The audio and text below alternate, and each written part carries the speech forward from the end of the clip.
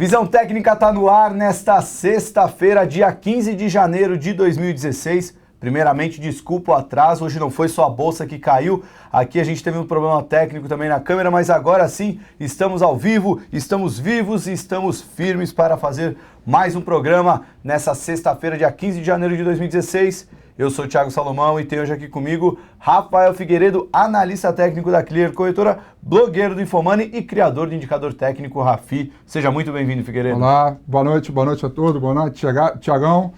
É uma semana, de novo, sangrenta para tudo que aconteceu, né? Ontem parecia que até aquele respiro, a gente conseguiu subir 1%, hoje abriu caindo 2% e foi embora. Verdade. Ainda para completar, más notícias sobre Petrobras, né?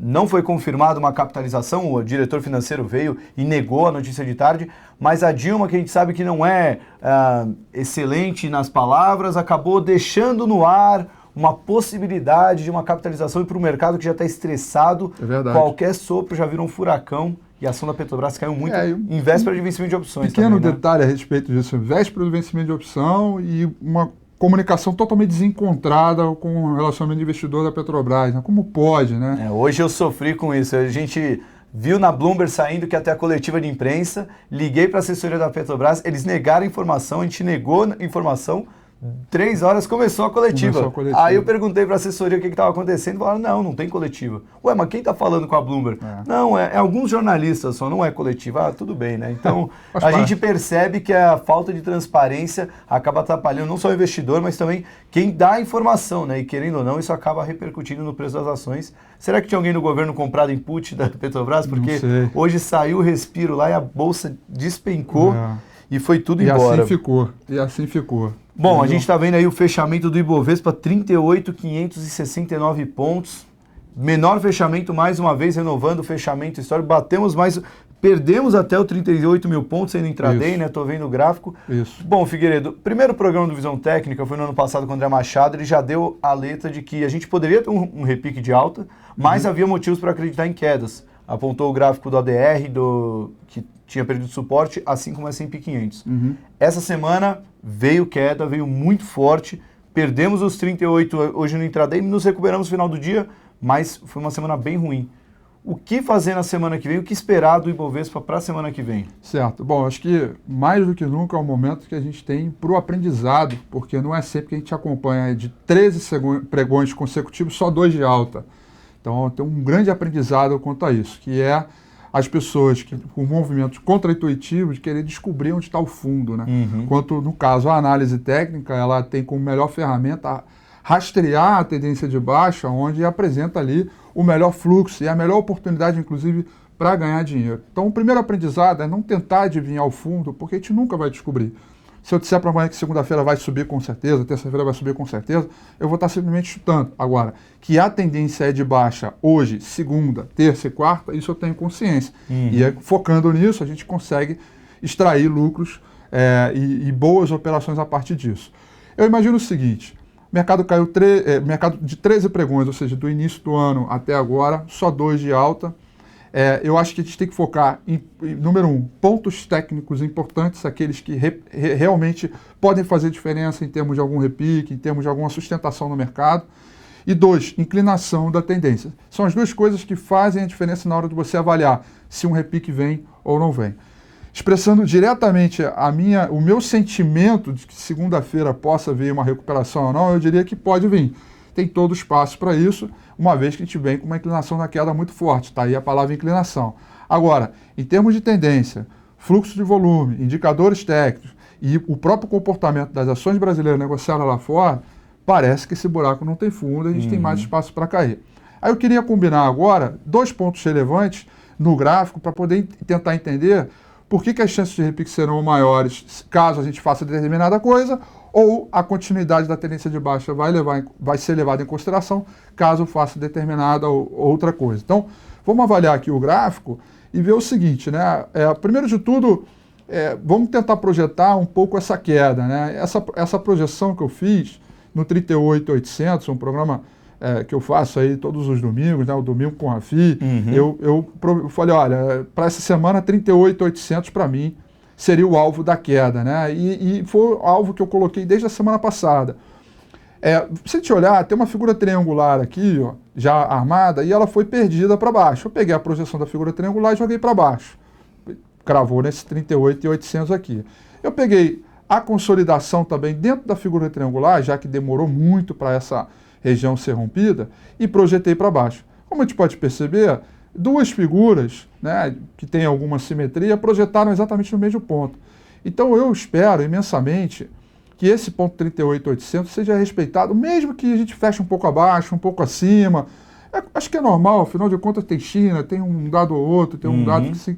Acho que é normal entender que chega uma hora o mercado ele dá uma bagunçada, digamos assim. A volatilidade está alta, os níveis do mercado americano também estão bem altos, então realmente vale a pena a gente se importar com um ponto ou outro. Agora, engrossar um pouco as linhas de suporte e resistência. Porque não é exatamente o ponto em si, mas sim a região. Então eu acho que nós estamos numa região de suporte interessante aqui, é uma região de objetivo, e se você traçar qualquer expansão, retração de Fibonacci, por aí vai, também vai bater por aqui. Então, é uma região candidata a repique. Para que isso aconteça, o que nós precisamos? E aí que eu falei no início do discurso aqui, precisamos romper 39.500 pontos para iniciar esse processo de repique, e aí vamos tentar ali o primeiro objetivo no 41.230. É para comprar? Não, na minha opinião acho que tem que esperar a alta acontecer, formar algum topo em alguma região, quem sabe aqui, ou então um pouco mais em cima aqui, para a gente fazer a venda e seguir rastreando a tendência de baixo. Do contrário, a perda da mínima de hoje, sexta-feira, 37.900, a gente vai continuar descendo lenha na venda. Então, a gente tem uma condição de repique, mas precisa ser executado acima de 39.500. Do contrário, a tendência de baixo tem toda a condição técnica para seguir caindo ali, buscando 37 até 36.900. Eu acho que quem acompanha o programa com tanta frequência, começou esse ano, foi uma verdadeira aula essa semana, porque no Visão Técnica da semana passada, a análise foi bem parecida. A gente teve uma semana muito negativa e era uma cara de repique, mas esse repique só aconteceria se a gente tivesse uma abertura positiva fazendo o topo e fundo ascendente. Isso. Aí sim pensar numa compra. Isso se não, esperar a formação de um fundo para voltar a vender ou até na perda da mínima fazer a venda. E foi o que aconteceu essa semana. Exato. O mercado, não adianta a gente querer antecipar, né? A análise técnica nunca vai fazer isso. Verdade. Como a tendência está mais favorável para a queda, é melhor esperar um zigue-zague para voltar a vender ou então um zigue-zague altista para comprar. É isso, exatamente. E aí, esse ponto também vale o aprendizado, porque quando a gente está numa região de suporte, onde a gente colocou os nossos objetivos, a relação de risco das operações versus o retorno já fica complicado. Porque o retorno é desse tamanho, porque já estamos nos alvos, e o risco é enorme, porque os papéis todos já desabaram. Então tem um ou outro papel que ainda tem uma gordura para cair, para queimar, como por exemplo Embraer, que eu já vendi. Agora, tirando isso, a maioria já está numa situação complicada. Então é bom ter um repique para o mercado do ponto de vista da manutenção da tendência. Agora, não significa que a gente tem que comprar que vai vir fundo e acabou a crise, já que a tendência de baixa segue bastante evidente. Bom, pensando então para alta, acho que fica evidente, né? A gente tem que fazer um zigue-zague rompendo pelo menos a máxima dessa sexta-feira, né? Que foi a abertura no caso. Isso. Mas tem que ter um zigue-zague, então não vai ser na segunda-feira que vai abrir uma compra. Mas para quem quer buscar uma nova operação de venda, fazendo um zigue-zague para baixo, a gente tem novos alvos para suporte? Temos o 36.900, e aí são expansões que a gente tem que fazer à medida que... São expansões das expansões, porque a inclinação fica cada vez menor. 36.900 e depois 35.000 pontos. Ou seja, tem ali várias... Agora, mais do que o ponto em si, o mais importante é ir matando um dragão por vez. Porque cada nível de perda de suporte relevante perdido é mais uma oportunidade para você vender, colocando stop, rastrear os movimentos, zerar a operação e não simplesmente projetar alvos tão longos. Eu acho que a análise técnica é boa isso, que ela vai matando um dragãozinho por vez até finalmente a reversão acontecer, ter um repique, por aí vai. Até porque, pelo menos eu tenho percebido dos grafistas que têm vindo aqui, com o mercado tão histérico assim, operações de swing trade estão sendo um pouquinho menos recomendadas. É verdade. O day trade, então, talvez objetivos mais curtos ficam mais claros. Né? Até por conta da alta volatilidade também. Bom, outra coisa que eu lembrei, segunda-feira é feriado na Bolsa de Nova York. Ah, é? É, feriado de Martin Luther King, então também vai deixar a volatilidade um pouquinho menor, o volume um pouco mais brando também. Metade do volume da bolsa é estrangeiro, então vai ter um impacto. Verdade. Por outro lado, tem opções, né? Então já vem o vencimento, exatamente. Bom, vamos dar uma olhada então em dólar? Vamos lá, doleta. O dólar tem me surpreendido, porque eu pensei que com a azedada do mercado, o dólar ia ter um movimento para cima, mas a gente tem respeitado essa zona dos 4,10, né? Eu acho que essa questão da repatriação aí que está acontecendo, está todo mundo trazendo o dólar, isso está segurando, ou ao menos a perspectiva de, opa, não vai sair tanto, então o dólar segura. Agora, tem um ponto ali muito importante, a gente tem que olhar, que é esse daqui.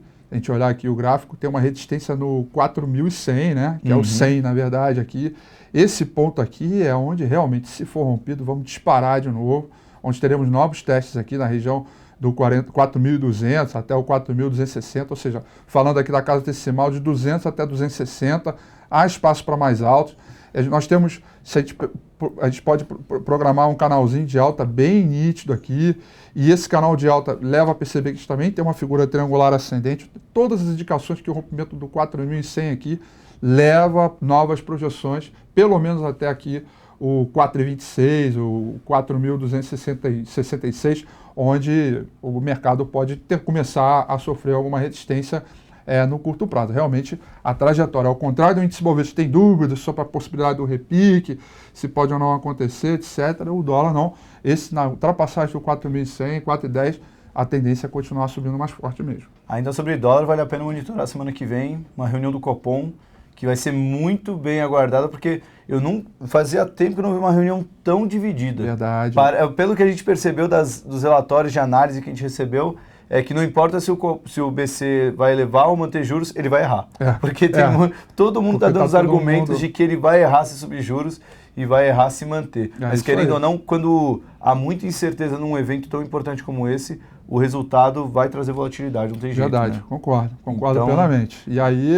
Dólar e DI acabam respondendo mais. Não é Copom, vai ter dado importante da China terça-feira, PIB, inflação, dados de produção industrial, Estados Unidos com outros dados, então vai ser uma semana bem quente aí, com certeza.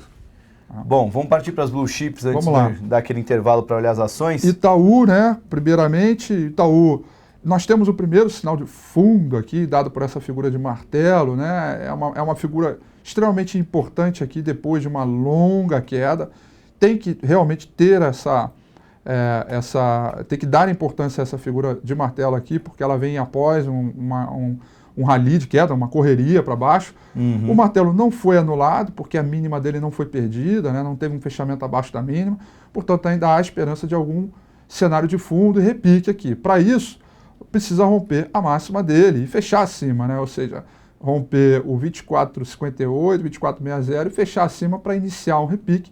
E aí a gente tem a resistência mais forte aqui de curto prazo, que é o 26,82. Do contrário, a perda aqui do 23,68 abre espaço ainda mais para venda. Esse martelinho aí realmente ele mostrou força no 23,66. Isso aí. Mas eu fico sempre com o pé atrás quando fecha com esse martelo vermelho, né? Se fosse verde, estaria bem mais bonito. Exatamente. Era sinal que ganhou a batalha no final do dia, como foi na quinta-feira, né? Mas aí, como diz a própria definição, a confirmação é que efetivamente vem para definir a batalha de vez, né? Então, mesmo que tenha fechado com um candle ali meio obscuro, não tão forte, a confirmação é que vem para marretar. E aí vamos ver se ela vem segunda, terça, enfim, vamos ver como é que vai ser o comportamento. A impressão que deu nesse final de sexta-feira foi que se a Petrobras não tivesse tão ruim, talvez a bolsa teria tido um fechamento melhor, porque várias ações se distanciaram da mínima do dia. A Itaú, o Bradesco, que a gente vai ver agora também, e a Petrobras se manteve bem perto da mínima. E no programa que eu faço, no Domingo com o Rafi, eu faço uma comparação. Eu coloco o setor de bancos contra o Ibovespa, né? E faço uma reta, né? Uma conta de dividir, que é o chamado força relativa.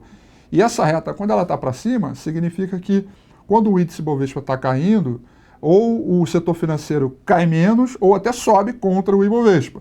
Quando o Ibovespa está subindo, ou o setor financeiro sobe mais, ou está contra o Ibovespa. Então, essa reta positiva, ela mostra uma performance melhor. E o único setor que tem uma performance melhor contra o Ibovespa é o setor financeiro, no qual o Itaú tem o maior peso. Significa que, embora o mercado esteja vendedor, o fluxo, se tiver alguma compra ou alguma ausência de venda, ainda está no setor financeiro.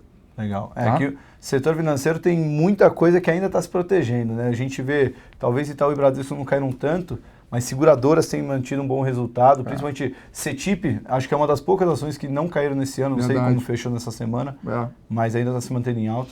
Mas, bom, o gráfico do Bradesco, bem parecido, né? A gente até viu um pouquinho abaixo da mínima de ontem, mas também mostrou força aí, né? Verdade, mostrou um certo força, com uma recuperação para não perder a mínima dos 2 últimos dias. O que andou deixado também foi o martelo, que abre um precedente para algum repique, ou seja, já temos pistas aqui através de papéis com maior peso no índice Bovespa, né, que rompimento da máxima de hoje, de ontem, pode trazer um certo alívio para o mercado, não só para o Ibovespa ou alguns papéis, mas sim os bancos, em geral, contaminando o resto. Né?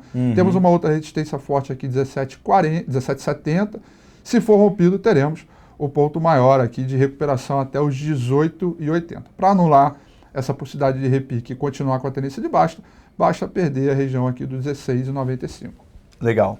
Bom, vamos partir para a estrela do dia, a Petrobras. Vamos sim, Petrobras. A Petrobras, olha só, semana passada eu vi o pessoal no Facebook brincando que ela chegou no 666, o número da besta já está R$ 5,15, né? Está tão distante daquele 666. E aí, daqui a pouco, eu estava brincando com 1,99, será? Lojinhas aí do 1,99. Enfim, vamos ver se te faz uma campanha aí, selfie com Petro, né? 1,99 se for lá. Mas enfim, acho que até lá... Só, desculpa a intromissão, que o Rafi tá com o Periscope aqui ligado. Gostei do comentário aqui, um cara perguntou se você é amigo do Gregório do Vivier. Pô, obrigado aí, viu? Mas se eu tivesse a conta bancária dele, eu tava mais feliz. Pô, já tava de bom tamanho, né? Boa. Boa, muito bom. Bom, voltando aqui, ó, Petrobras, realmente, a estrela do dia, caiu forte, quase que executou aquele leilão de proteção dela, quase que caiu 10% referente ao preço de abertura. Tem mais espaço para queda, eu acho que se perdeu os 5,14, aqui 5,15. Esse fechamento na mínima é terrível. Terrível, força o mercado, força os indicadores, principalmente o indicador de fluxo, que é o OABV, tá ok? Abrindo espaço para cair mais. Eu tenho 2 alvos para a Petrobras. Primeiro, R$ 5,00, e que está ali muito próximo, e depois 4,30. Ou seja, tem muito ainda para cair. Agora, não é porque 4,30 sai vendendo e esquece o risco, nem nada. É um papel que vai ter muita volatilidade, está à mercê das notícias. E outra coisa, petróleo, né? Petróleo está lá em níveis lá embaixo, etc. Para ter um short recovery, né? Que a expressão em inglês de recuperação imensa, fortemente intensa por conta da forte queda, isso pode acontecer, pode puxar a Petrobras, pode melhorar o clima até do mercado brasileiro porque a Petrobras está subindo. Então, a gente está um ambiente sob forte risco e volatilidade, não é simplesmente sair vendendo. Tomem cuidado com as operações e, se for operar dessa maneira, que proteja suas operações contra o stop loss.